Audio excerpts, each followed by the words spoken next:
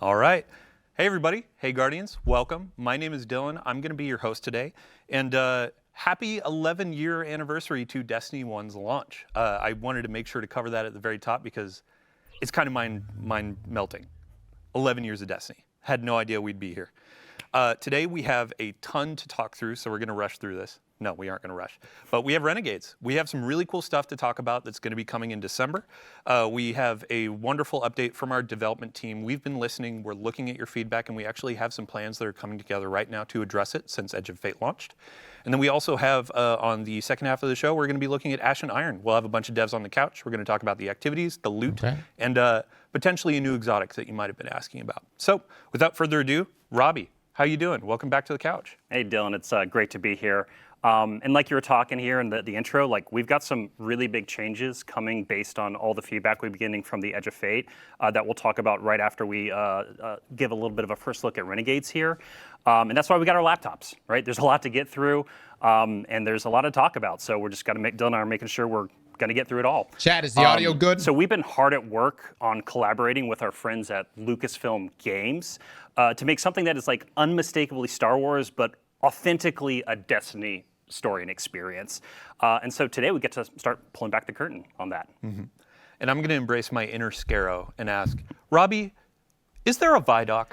Yeah, so you all asked for it. You're going to get it. We're about to play a Vidoc. That is our first look at the Lawless Frontier. You're stepping into a world of criminals, shady deals, with an arsenal at your disposal that you'll only be able to find within a black market here that's emerged within Seoul. And so, yeah, let's take our first look at Renegades. All right. Vidoc style. Okay. Seeing how stunningly Star Wars it felt was electric. I just jumped into that walker and I just annihilated the encounter. What? Squeezing that trigger and feeling that blaster just go off, it was like a whole new world opened up for me. There's something really special here that we haven't really done in Destiny before. That ignition, that hiss, that sound. Oh, it's like that. Okay.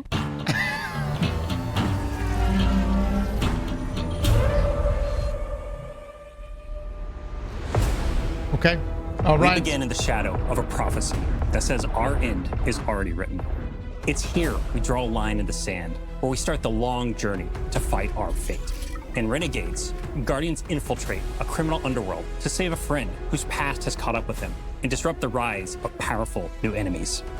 In special collaboration with Lucasfilm Games, we took inspiration from Star Wars to craft a one-of-a-kind Destiny story. Renegades redefines what an expansion can be. It brings the grit, guns, and glory of a space western to Destiny. But Renegades isn't just about power. It's about what you're willing to risk to change the future.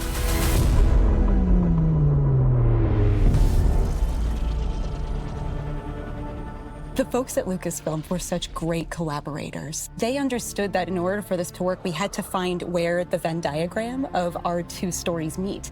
Themes of underdogs rising up against something much larger than themselves. Themes of hope. Those little places in that Venn diagram were the ones that really helped us find the story that we want to tell together.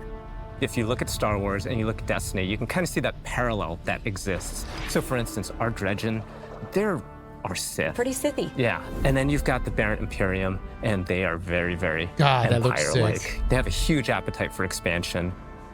I think of the Praxic Order. There are Jedi in this release, and they are very focused on order and law and understanding that there is a binary in our universe of good and evil.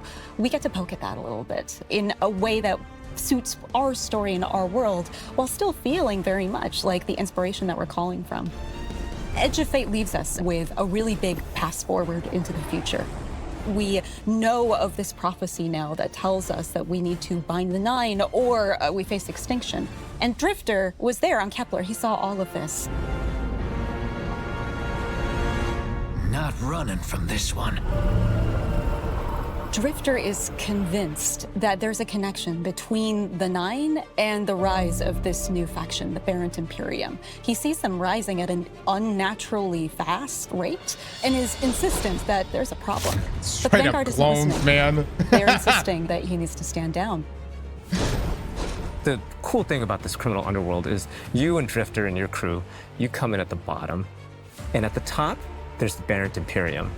You need to work with all these crooked criminal syndicates in between, earning your power, building up the notoriety, getting the gear that you need to take down that powerful Imperium at the top. There's a weapon that the Barrent Imperium have made, and we need to be the ones to destroy it. And we're not going to be able to do that unless we work with exactly the kind of people that we normally fight. So we're going to head out to the lawless frontier, and one job at a time, we're going to take down the Imperium.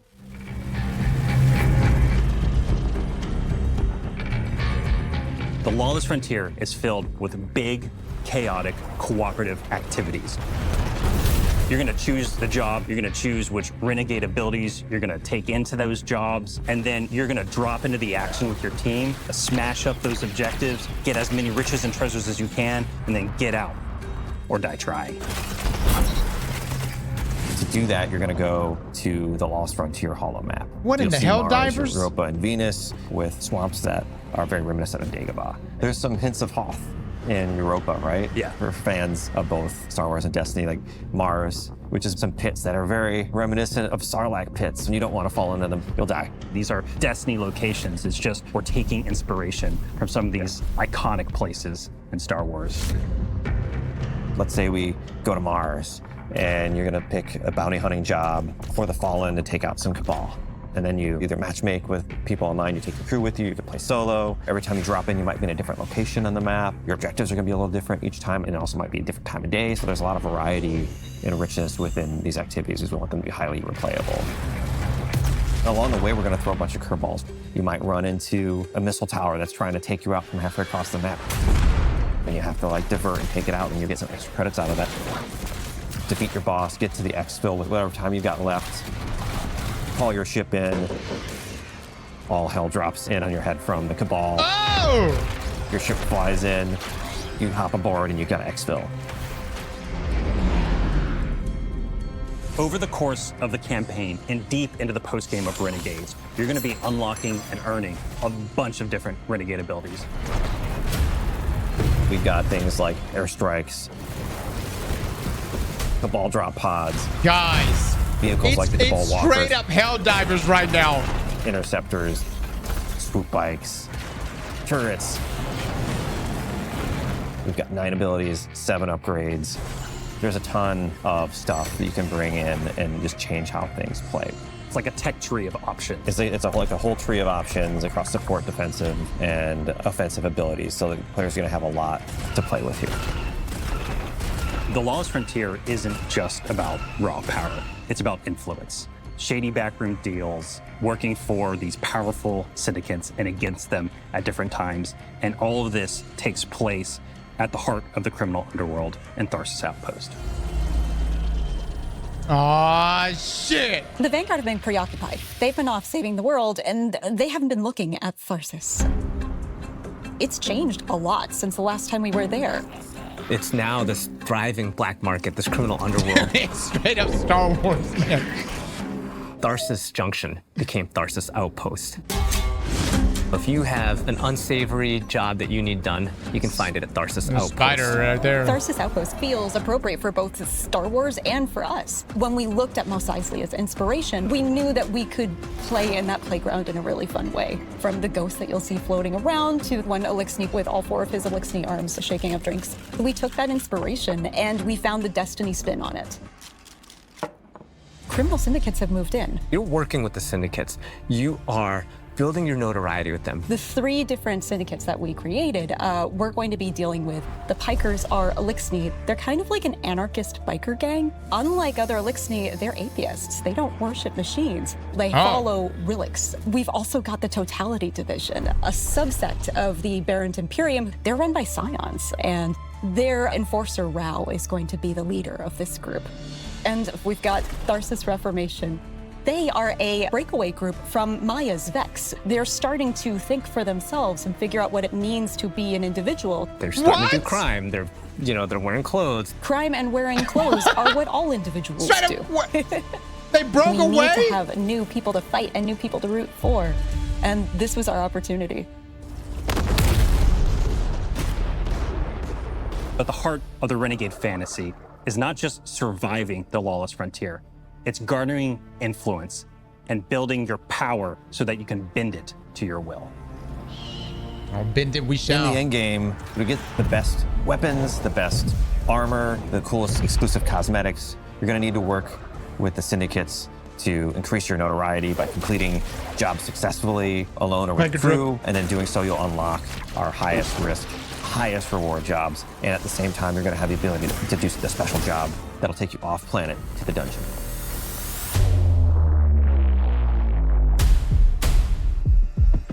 And you'll also unlock Invasion. That's right, Invasion is back. But this doesn't work like Gambit. It's opt-in. The invader has some initiative when invasion begins. This is more strategic. You scan the battlefield and you're like, okay, is this the right time for me to take the shot? And what's the right tool for me to do it? Do I use an airstrike or a vehicle? What? Do I use a Cabal Walker? Just watch out for that double cross. Yeah. What? Open world invasions? Renegades marks the Guardian's descent into a criminal underworld. A world of shadows and syndicates, where your light and your choices will cut a path forward. You'll fight dirty, break the rules, and build a hardened crew that can take on any job, standing up to the most ruthless syndicates in the system.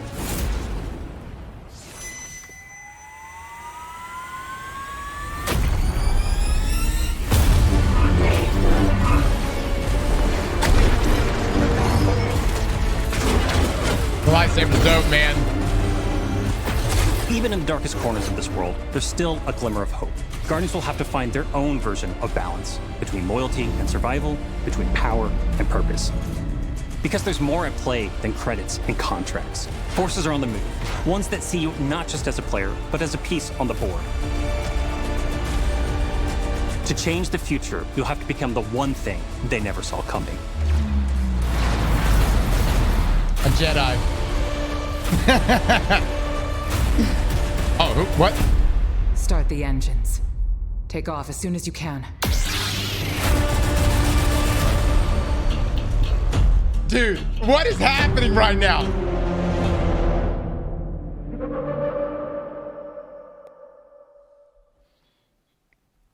All right, welcome back. Sorry, I love Vidocs. I gotta stop looking at chat. Let's get the show on the road. So pre-orders for the new Renegades Standard Edition start right now. And we actually have some added bonuses. Even if you pre-ordered the, what do we got? Year of Prophecy Edition, we have 2 additional cosmetics that are going live today with the patch. The Starside Introduction Emblem and a new exotic ship, which we call the Renegade Leader. You're gonna see it on the screen right now, and I'm gonna ask a silly question. What are we looking at? I mean, I think we're kind of looking at something that looks like an X-Wing here a little bit, maybe a little red leader action. So, I mean, this is one of our homages, right? That's the team had a lot of fun with. So we wanted to build like an iconic ship, Dylan, that kicked off the road to Exclamation Steve will put you in the giveaway, guys. We're giving away 10 copies. What's cool about this is you're actually going to see your ship, whatever ship you have equipped, that's going to be flying by when you deploy your Renegade abilities in the Lawless Frontier. And also, you're going to be using your ship to go between different areas within the Plaguelands here in the Reclaim activity that's launching today as well. Awesome. So with pre-orders talked about, let's dive into the Vidoc. Robbie, where are we starting? Yeah, so I think it's like probably best. There's so much like to do a really kind of quick overview of what we looked at here. So Renegades thrust you and your crew into the heart of a lawless frontier that's emerged around Mars, Europa, and Venus, all new locations across those places. And you're trying to keep up with Drifter, ultimately, who's chasing startling visions of calamity and rumors of a powerful new Cabal faction that's rising, the Barren Imperium. That Imperium's installed themselves as top dog in the criminal underworld, and Drifter's convinced that the Nine is involved with the Imperium's rapid growth. It wouldn't be the first time the Nine have meddled in the background and done some crazy things with Cabal-related enemies. Anyway, so to deal with the Imperium, you're going to take on the role of a renegade as a guardian. You're going to smuggle, sabotage, bounty hunt your way to the top of the lawless frontier, and that means you're going to be working with the shady syndicates to build your influence within Tharsis.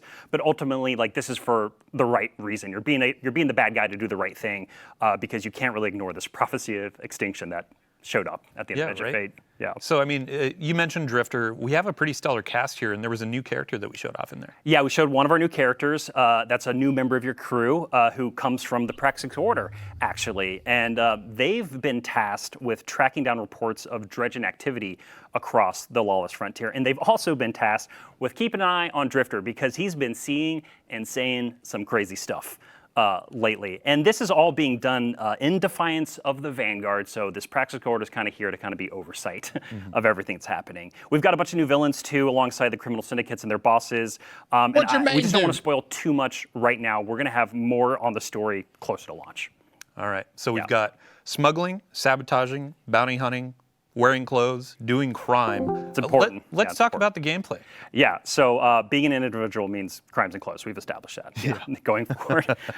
So one thing to make sure is clear here, in the campaign that has a bunch of story missions, it's going to introduce you to also the jobs that you'll be taking in addition to those story missions within the Lawless Frontier. So you'll be kind of climbing the ranks of the criminal underworld here because the syndicates are not going to trust you out the gate. You kind of have to garner influence with them before they're going to help you out in dealing with the Imperium. And so then at the conclusion of the campaign, once that Imperium's chokehold is kind of loosened on Tharsis and the Lawless Frontier, you unintentionally kick off a turf war between the three syndicates, because now they're all vying for power because you've kind of toppled the top dog of their power hierarchy. Yeah. And so let's talk about this. In December, the Lawless Frontier is coming. It's not just like a concept. It's an activity. Yeah, and I know we're showing something on screen right now that is when you go through this daily ritual of dealing with contested territory, you'll be able to target the syndicate you want to kind of take down in that moment.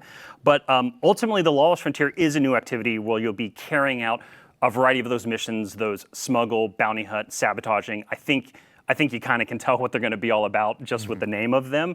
And this is you just partnering with and against the syndicates. And so it's fast, it's tactical, and it's going to throw a ton of enemies and a variety of objectives within each of these jobs at your fire team in new locations across Mars, Europa, and Venus. This is all about big, chaotic co-op action within the Lawless Frontier. Yeah. Cool. And then when you're working with the syndicates, I expect to be paid when I take on a job. Sure. What are they going to be giving us? Every criminal does. Yeah, right. You know what I mean? So, one thing just to talk about at the top, because Tom and I are really excited about this, the creative lead on Renegades. The Cabal have been dropping pods on your head for 8 years now, something like that. And so with one of our Renegade abilities, we kind of get to turn the table on the Cabal and drop one on them. It also supplies you some ammo and stuff too, some nice convenience there. Nice. But the campaign ultimately introduce you to a number of these abilities, and the turf war, you'll actually choose which syndicates you want to pledge to in order to unlock more abilities and a bigger suite of upgrades. Also, depending on which syndicate you're pledged to, there will be other bonuses and weekly shipments coming into Tharsis as well that you get to take advantage of. And so one thing I want to note too is that all of these Renegade abilities that we're talking about in the Vidoc, they're purely additive to your subclass abilities. The Renegade abilities do not override any of your other Guardian abilities. So your super, your melee, your grenade, that's all at your disposal on top of these Renegade abilities. Good. We really wanted to lean into the idea of this fantasy of you working with your crew and the various roles you could play within the Lawless Frontiers of all these different type of jobs that you're going to be doing. Awesome. And then I have to give a shout out to James Sy. He's frankly one of the biggest Star Wars nerds I've ever met in my life.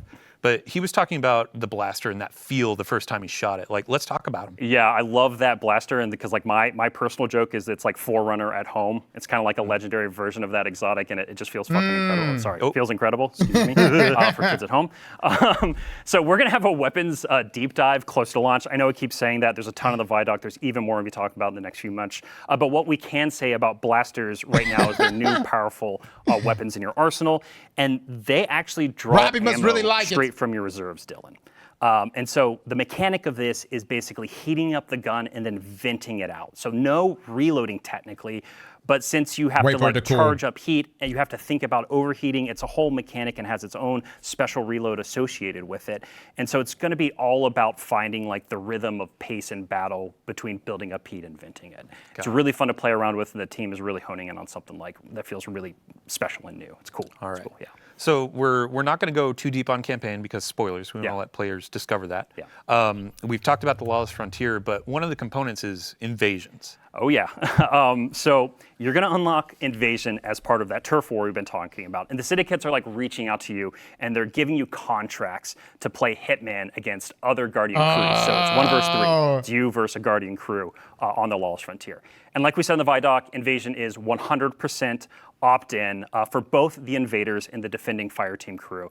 But don't worry, because all of the different modes, there's always an option that is available to you if you don't want to engage in Invasion.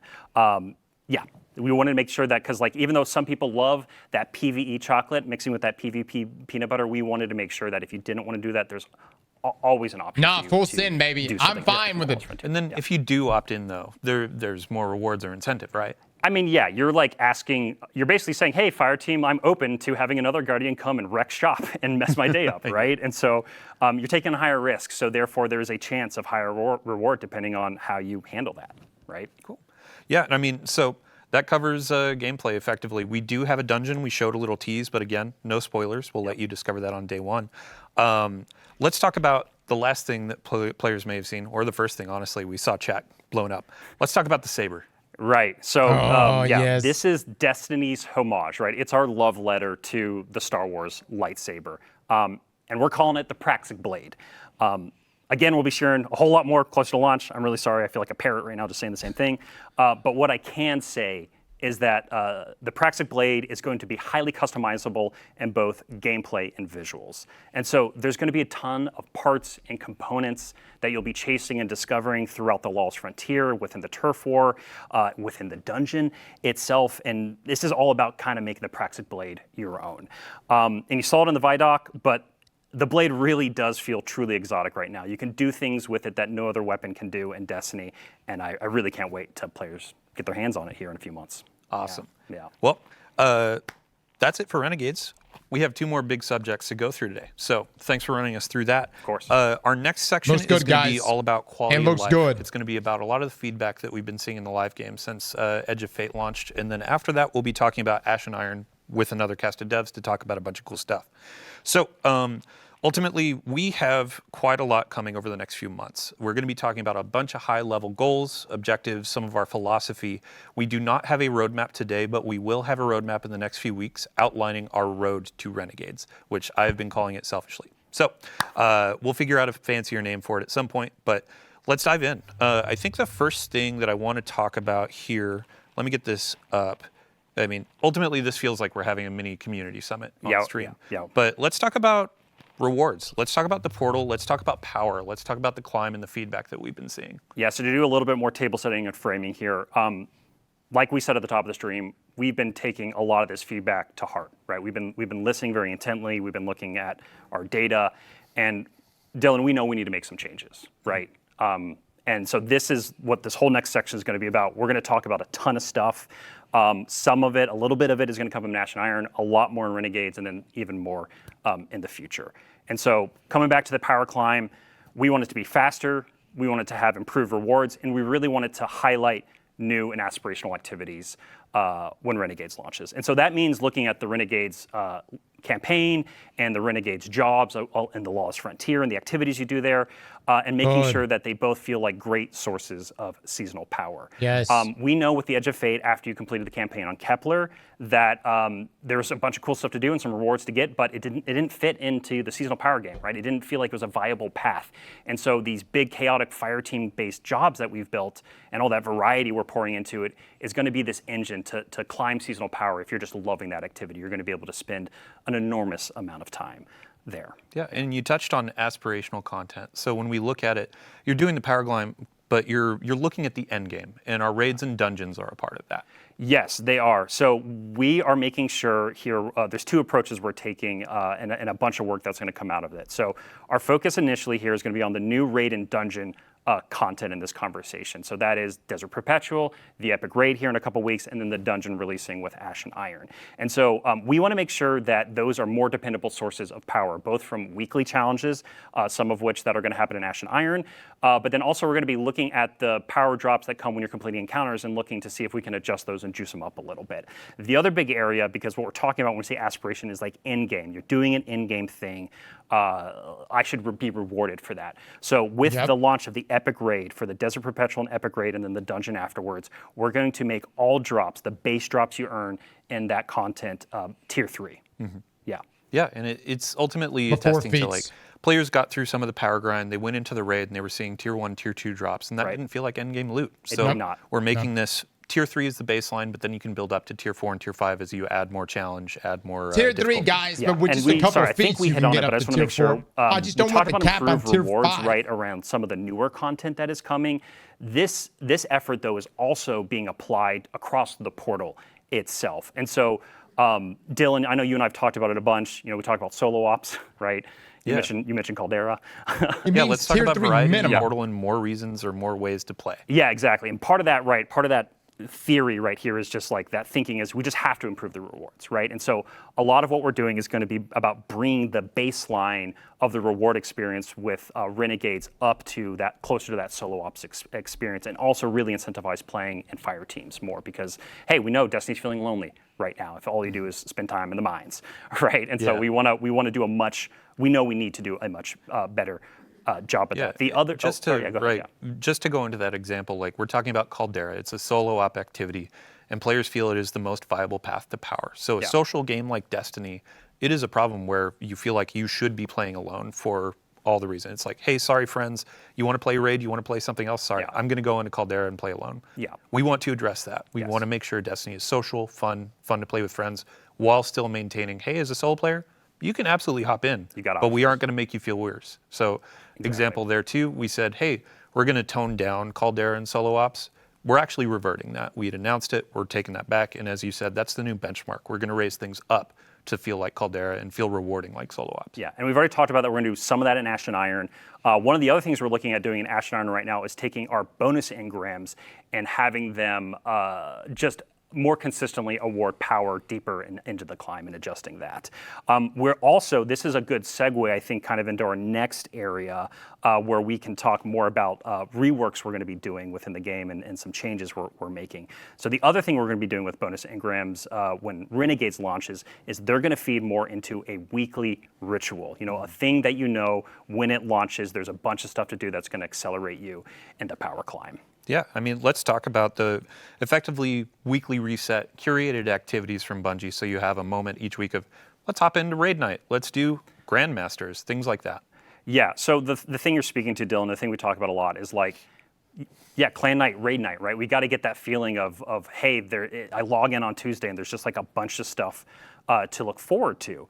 And so a few ways we're going to do that is one with a new system that we're calling Vanguard orders that comes out in Renegades. So Vanguard orders are actually this like new objective system where you're going to be, and we should have a mock-up on screen right now. It looks like our monitor isn't showing the exact right thing just for our place in the studio, so I'm just going to assume it's working.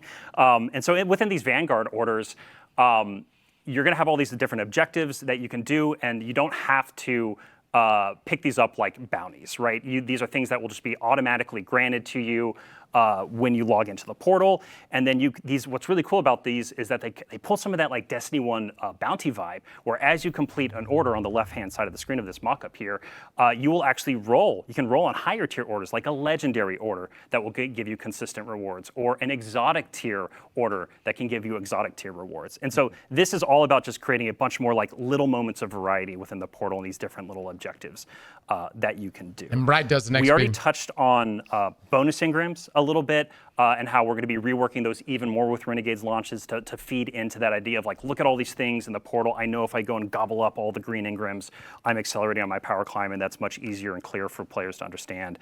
But the other place that we've been getting a ton of feedback on, and we're going to be making changes to, is the weekly conquests, basically. So right now, we have the concept of the conquest as a milestone on your seasonal power journey, and it gives you like a massive, like big dump of rewards. We are going to be making those we're going to be making it repeatable, but then there's going to be a weekly reward for them.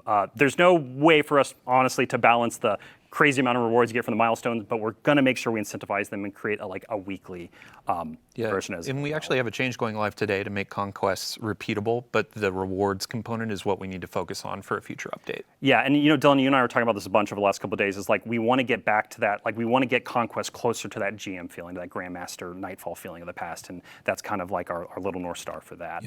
The other big thing too that we've been listening to feedback on and we're moving really, really fast on right now is getting weekly legacy raid and dungeon content as like a tunnel from the portal to that. So to set expectations here with Renegades, this is going to first come in the form of, hey, reasons to play this content, to do like weekly challenges and earn powerful rewards from them, right? Again, we want this weekly reset. We want you to clearly know when you log in, here's a bunch of stuff to look forward to play with your friends and others. The reason I have to set expectations, though, is like we hear the feedback about wanting the gear reprised from raids and dungeons.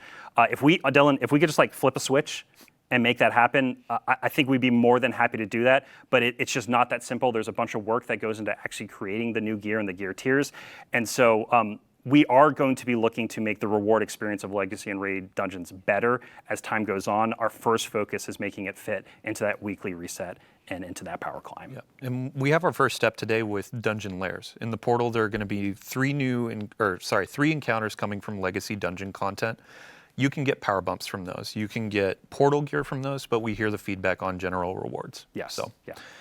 We're gonna be looking to add more to this, like what this weekly ritual feels like. These are the areas we are targeting initially here for Renegades. All right, so let's move on to our final two subjects. Really are centered around loot Sandbox. is the limiting factor. First of which is going to be build crafting, and then the second is around just our general approach to balance. So we have another list here of. Honestly, we've been getting a ton of feedback around featured gear. We've been getting feedback around like legendary weapon tiering.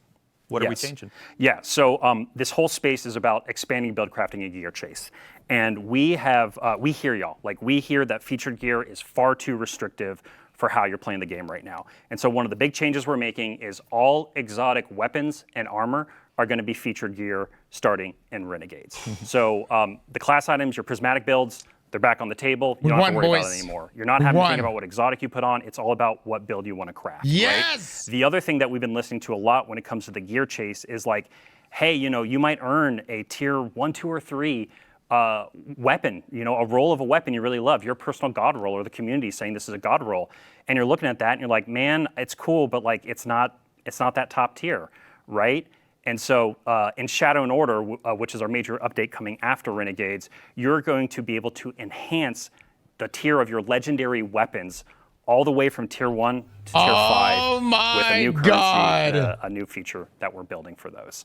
Again, this is all about expanding. You could get the god roll and before we get ahead of ourselves, like, as a player, and I'm guessing in chat, people are saying, oh, so I should be keeping my tier 1, tier 2, tier 3 weapons. Where am I going to put these? What's going on with vault space? Yeah, so with Renegades, we are going to give you more vault space. That is the thing we're going to be doing. And also, the team is working on a pretty big update to improve the sorting and filtering of just using your vault in-game as well. Mm-hmm. Yeah, we'll have many more details in the coming weeks and months when we get this roadmap together. But our final note in this section before we go to balance is the portal scoring. How much space we talking? Yeah, so right now with the featured and new gear, there is just an intrinsic bonus that you get for wearing that gear. I guess it's extrinsic because we're asking you to put it on. But anyway, if you have it on, you get a score bonus in the portal, which means you're not only thinking about like activity customization, your build, but also now you have to think about the score too, and like, should I wear this or not in order to chase the high score? And for the vast majority of the experiences in the portal, we think that's just too much complexity right now. And so we are sunsetting that idea. And so again, this is going to drastically open up the space for you to basically use whatever you want in the vast majority of things you play inside of the portal when you're chasing gear and doing that power climb. Yeah. And a North Star for this, when y'all were talking about it, we've had a ton of conversations with the dev team, is like, there's a lot of feeling of, I'm playing Destiny the wrong way, and this was contributing to it because I had to think, oh, if I put this armor on, it's wrong. This helps that out and gets you into the fun faster. Yes, and then, like, we do believe and see a space for ways to highlight gear and exotics and things like that, stuff we've done with the artifact for a while now. We want it to be part of the game because I think, pushing people off of the super hot stuff is really healthy sometimes to just have more fun and experiment with things. But we know that we need to find ways to make this feel like a bonus and more excitement to do it versus what we currently have now, which is why we're making these changes. Awesome.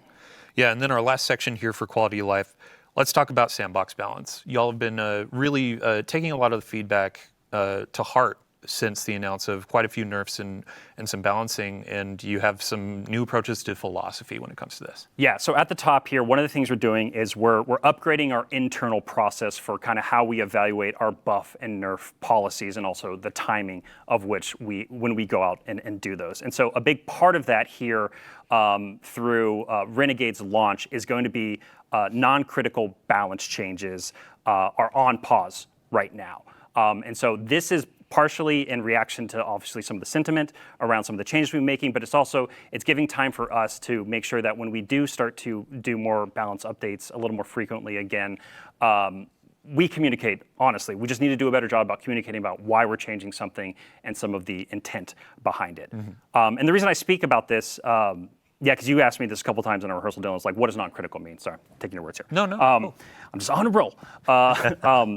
We really want to make sure that we're still making balance changes, or if we have to ban something for that epic raid race or the dungeon race that's going to happen with Renegades, right? The quality of that experience is incredibly important to us, and we know it's incredibly important to y'all. And so, again, we're putting a pause on nerfs and balance changes for now, but if we really need to change something because it's critical for those upcoming events, we'll make changes. Yeah. And ultimately, it's like there's some things where you watch somebody go on a Titan and kill a raid boss in 2 punches. Like, that's critical. That needs to be toned down or balanced around. But other things, like we actually have a list here of we announced some tuning changes or nerfs that we're going to be reverting. Last week we were talking about Grand Overture and Queenbreaker. Yeah. We're reverting the changes there. Yes. And then we had some reworks to exotics like Stronghold, Chromatic Fire. We're going to be reverting those. And then as a part of this new initiative where we're looking at our philosophy, reevaluating how we do these things, we'll be looking how we approach it and how we communicate it. Yes. So exactly. Cool. What? And then final note to end on a high, honestly, like we've been talking about nerfs and all that. Let's talk about buffs. Yeah, of course. Yeah. So we've got some buffs. We've been working with the gameplay team around supers and subclasses that are going to be coming. Some with Ash and Iron here in October, but then also in December with Renegades. And I think you've been talking with them a little more closely actually in the last 24 hours. Yeah. Big thank you to Ben Womack, Eric Smith, Sandbox team. A couple notes, like we saw a thread where folks were saying, hey, the original 3 supers that launched with Destiny 11 years ago, happy birthday. Yeah. They feel a bit undertuned. And I saw a note where it's like Ward of Dawn, Titan Bubble. That needs to be brought up. Golden Gun. I know Warlocks are getting some abilities changes too. Yeah, turrets. So turrets changes coming very soon. Yep. And grenades and other things too outside of turrets. So we will have a full list over the coming weeks. And honestly, it may build. We need to get our roadmap together so we know exactly which hot fixes, updates they're going to be rolling out in. But we'll be as transparent as possible with you. So to really end it and get into the awesome Ash and Iron content, thank you again to everybody that's been giving us feedback. Thank you to everybody that's been playing and diving into all the changes. We know some need work, and we're going to be doing that. We've been listening, and now we're getting through the planning stages, and we're executing on a bunch of changes over the next few updates and beyond Renegades. So, Robbie, thank you for joining us. All right. As we're going into Ash and Iron, we got to get the couch full of new devs. Yep. So, yeah. How can I be mad? Thanks for having me. And yeah, we're listening, and we're going to keep responding to the feedback. So thank you all so much. They reverted the nerf to strongholds. Yeah, you brought up Vidoc. We have a trailer for Ash and Iron roll. Let's do it. Okay, this is a different trailer? Oh yeah, this is the trailer for Ash and Iron. Forces are rampant to the Plague Lands. We're sending you in to investigate and take action. Be ready for anything. To the next assault point.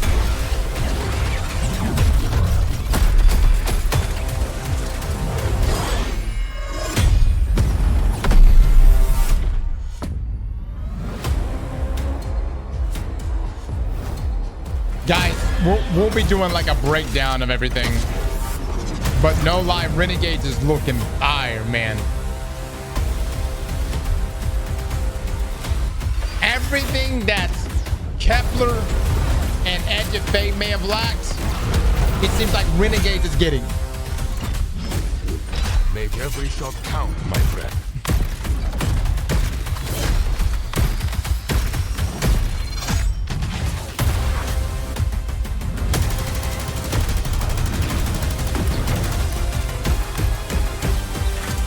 It's good to carry a gun. Better to have gun carry you. Stay in the fight. almost home. All right, let's see if it's an exotic or not. All right, welcome back. In about 20 minutes, the content from that trailer is going live. Let's talk about Ash and Iron. We have a bunch of really cool stuff coming with a new activity called Reclaim. We have a new introductory activity that's going to be giving you some insight into the narrative. We also have an exotic mission coming in October. Team's finishing up on that, and we're super excited for the weapon that's associated with that. And we actually have some updates to recurring events like Iron Banner, Arms Week, Festival of the Lost, and more. So without further ado, hello, welcome to our couch, wonderful developers. Some of you have been here before, but Noah, first on the couch, this is your first time. Yeah, no, I'm super happy to be here. Yeah, welcome. For folks to learn who you are, Yeah. who are you? What do you do? What's your title? Yeah, my name's Noah Pearson. I'm an associate sandbox designer here at Bungie. While my title is like officially working on the armor team, I do work in exotic armor from time to time, but you find me more commonly working on the seasonal artifacts, like the one for Heresy, the current one for Season of Reclamation. Both those are mine.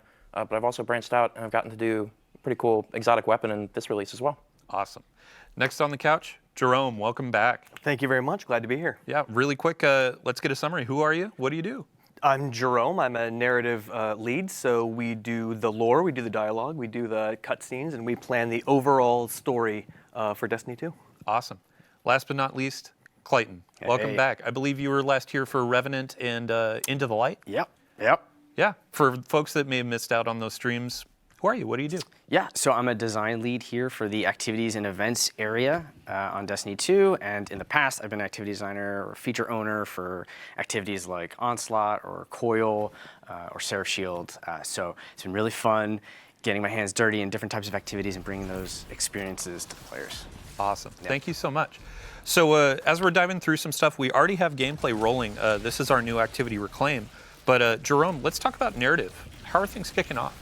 For sure. Well, Maya Sundaresh, the conductor, has somewhat overextended herself on Kepler during the events of Edge of Fate.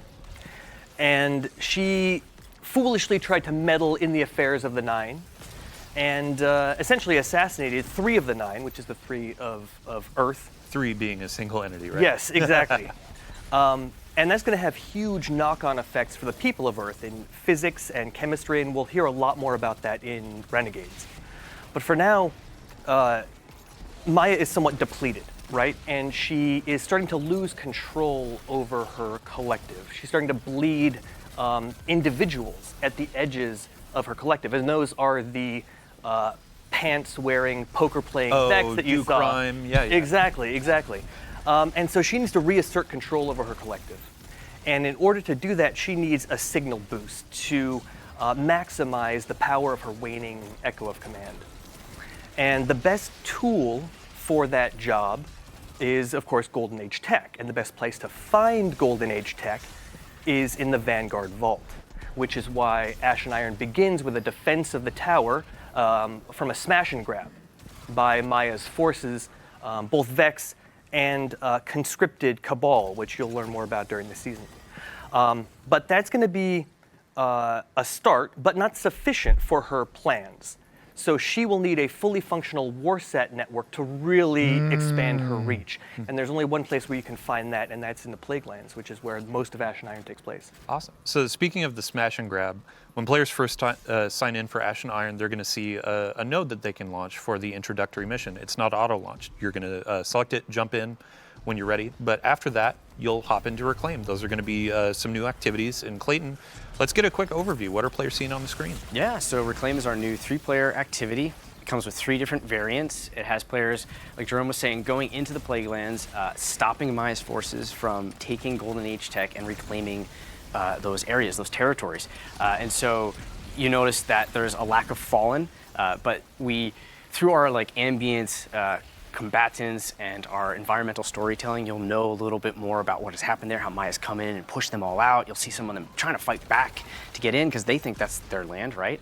And as a player, you're trying to go in there and play in a similar way that you might find like Overthrow, where we took a lot of inspiration from. So you get to choose how you want to fill that progress bar. Do you want to finish a bunch of encounters that are randomly generated, which adds to a bunch of replayability?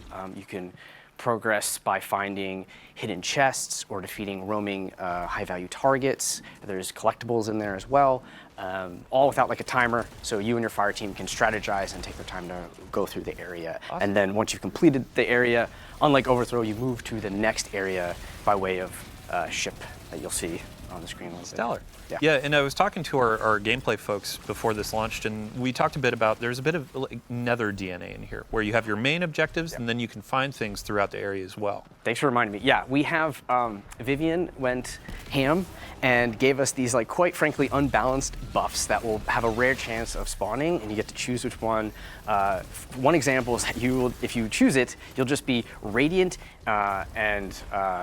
What is the other? Radiant and amplified. Thank you. Yeah, just the whole time. So, yeah, have fun choosing between these crazy buffs and using them to finish the activity. Awesome. And when we're talking about collectibles, there's going to be some lore collectibles too, correct?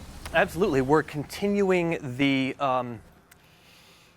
pass forward from the previous expansion, and those lore drops will tell players a lot about what to expect in Renegades, both in the cast and the themes.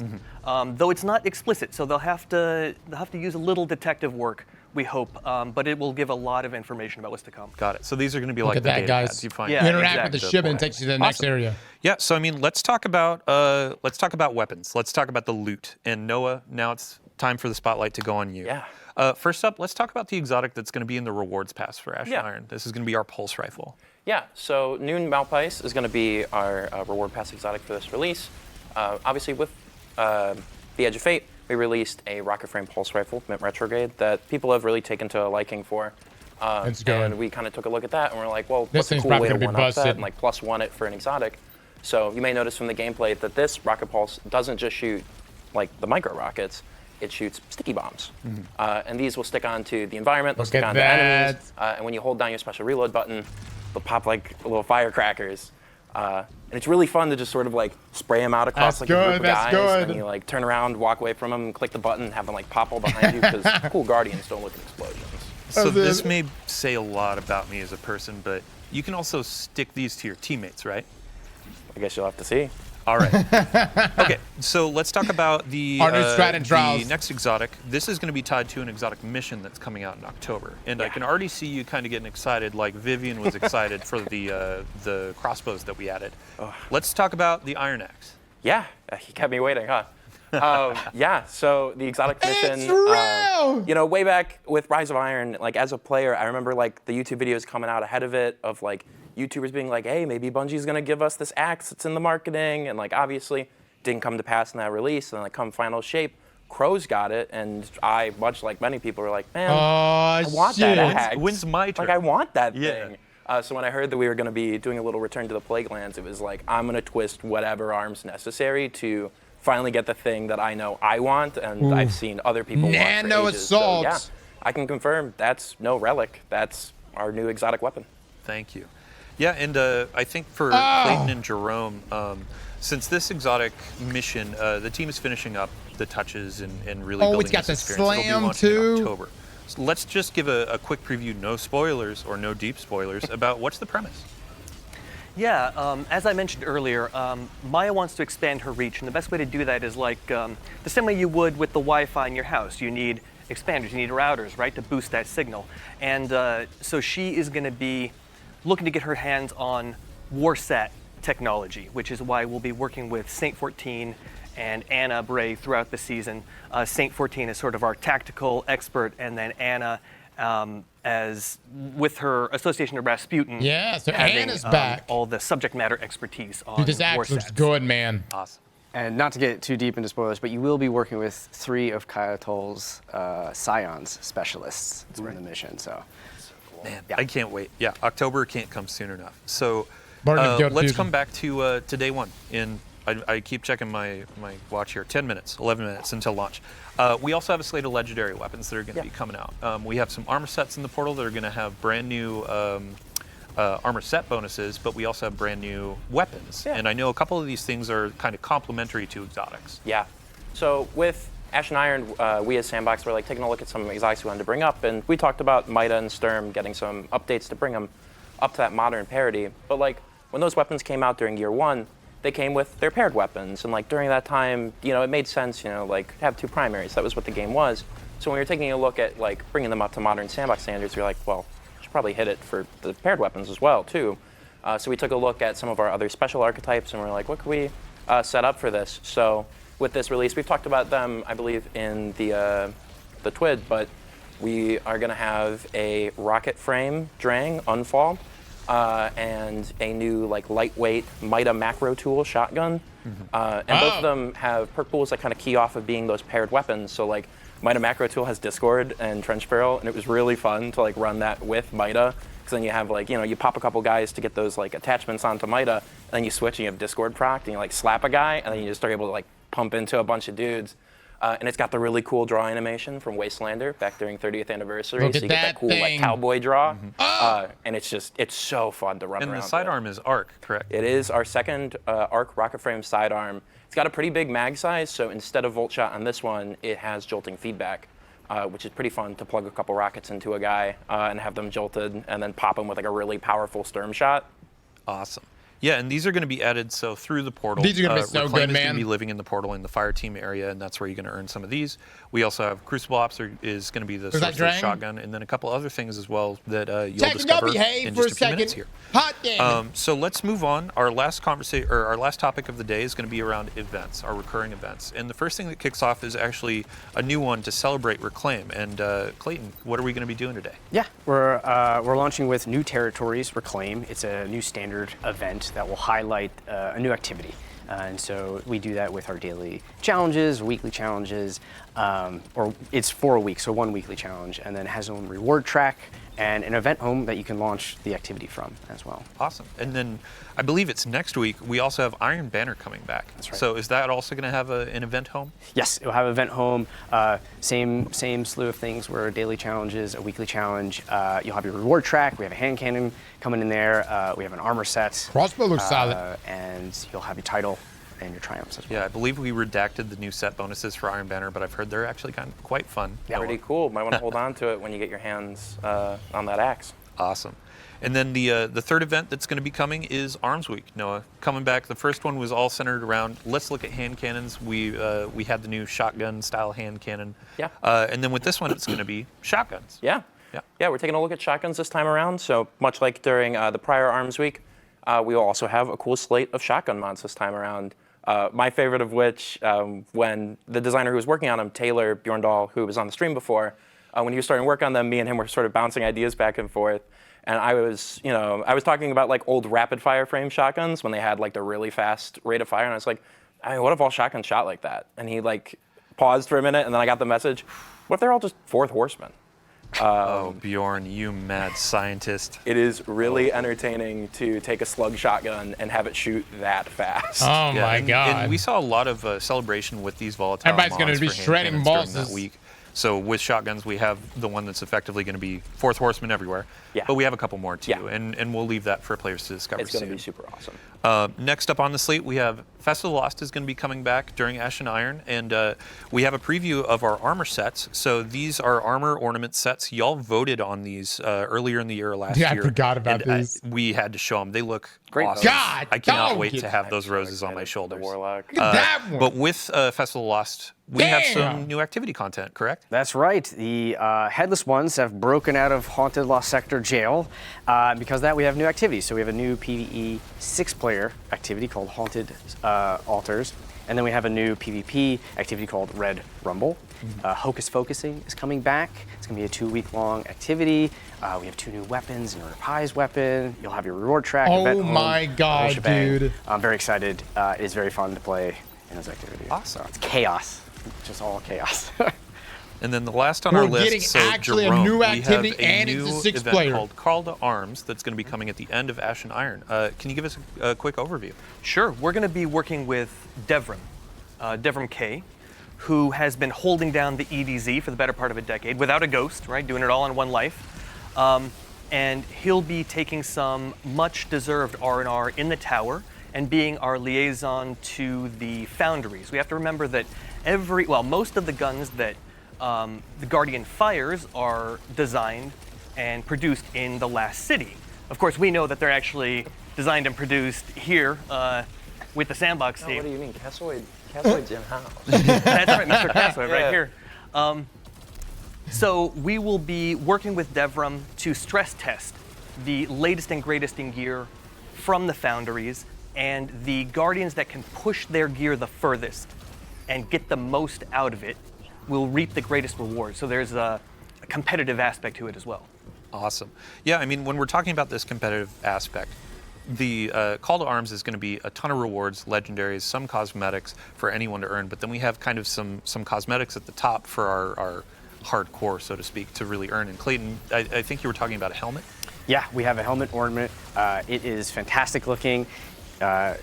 When you equip it, if you're in that top earner, you will have this like tail of flames coming from you. And much like the trial glows, these flames signify that you are a top competitor in this. So when I load into the tower, I'm going to see this guy with a giant fiery mohawk. I'm going to know, okay, they were top of called arms. Impressed and scared at the same time. But then we have some cosmetics, like I said, for just general players too. Like I believe there's an exotic ornament for the pulse rifle on the reward track, and a bunch of other things to earn too. So we have daily login rewards as well, and we have vouchers that will actually help set you up for the next season.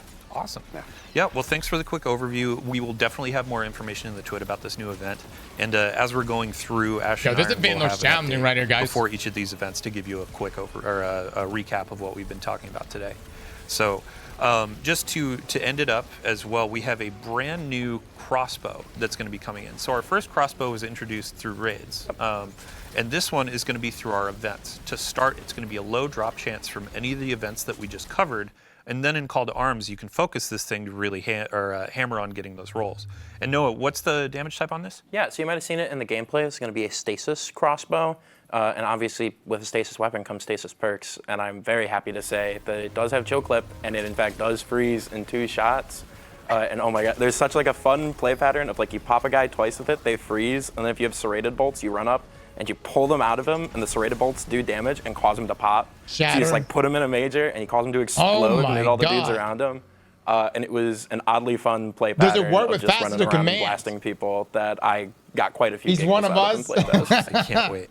So again, to say it, today with our New Territories event, you can get this to drop. It will be a low drop chance, but over the course of the rest of the season with each event, more chances, and then Call to Arms, you can focus it along with other gear and really go hard for the role you want. And it has a holofoil and a holofoil in Call to Arms as well. Let's go. That brings us to the end of our show. So thank you all for joining us on the couch. Thank you all for joining us at home. We hope you enjoyed the Vidoc. The Renegades pre-orders are live now, and as we said at the top of the show, we have some new pre-order incentives that also apply to the Year of Prophecy folks that purchase that edition. A new legendary ship, a new legendary emblem, and then, yeah, in 3 minutes here, we have Ash and Iron launching. So thanks for coming in. Hope you enjoy the rewards. We'll have more details on our quality of life updates over the next few weeks and a roadmap coming soon. So thank you, thank you, thank you. Can't thank you enough. And if you want to stick around, we're going to be handing off the stream to Mactix. Good friend. He's great at Destiny. Sometimes know that guy? I do question his PvP prowess, but love the guy. So thanks for joining. Have a good day. Chat, I can't believe I'm actually going to say this right now. Bungie cooked. Bungie cooked. Look, I honestly thought, and I mean, I don't even know if my expectations were really that low. I just thought that they were going to show like a Star Wars, like a lightsaber and the blaster, and that was going to be it. Renegades already looks substantially better than Edge of Fate and Kepler. Like, way better. I don't think anyone is even ever going to remember to even go back to Kepler outside of getting your tier 5s. I just really like what they're doing. The fact that they're going to allow for like this, almost this open world gambit mode too. And we're going to be able to work with the bad guys, as they say. We're going to be building rep in the area. The fact that we're going to have like call downs for different abilities. Very Helldivers-like. Like, no lie, very much like Helldivers with the mix of PvP with the invasions. The dungeon looks really cool. You can see the aesthetic right there of where we're going. But Renegades looks great, guys. And I'm really blown away. And even just like this cinematic scene right here, or with this character right here, Jermaine being frozen, a lot of callbacks, a lot of nostalgia. I think if you're a Star Wars fan, you're going to love this. But even outside of that, I think you're going to like it. Now we're about to go into Ash and Iron here. We'll see how that goes. The activity looks pretty good. But man, I got to say, guys, I'm impressed. And I think a huge reason why Bungie did such a good job today is they went back to their old formula, their Vidoc style of delivery.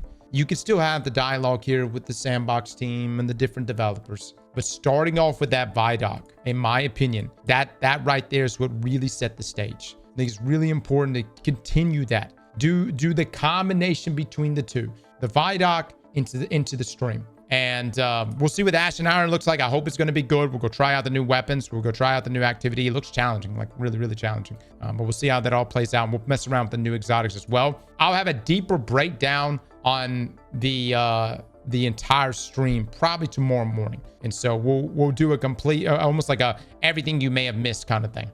Bungie was being good today. Sony was watching. Yeah, I mean, dude, Star Wars is a big thing. I mean, it really is. Star Wars is a big thing. And my question is this: how much is Bungie having to pay for this Star Wars collab?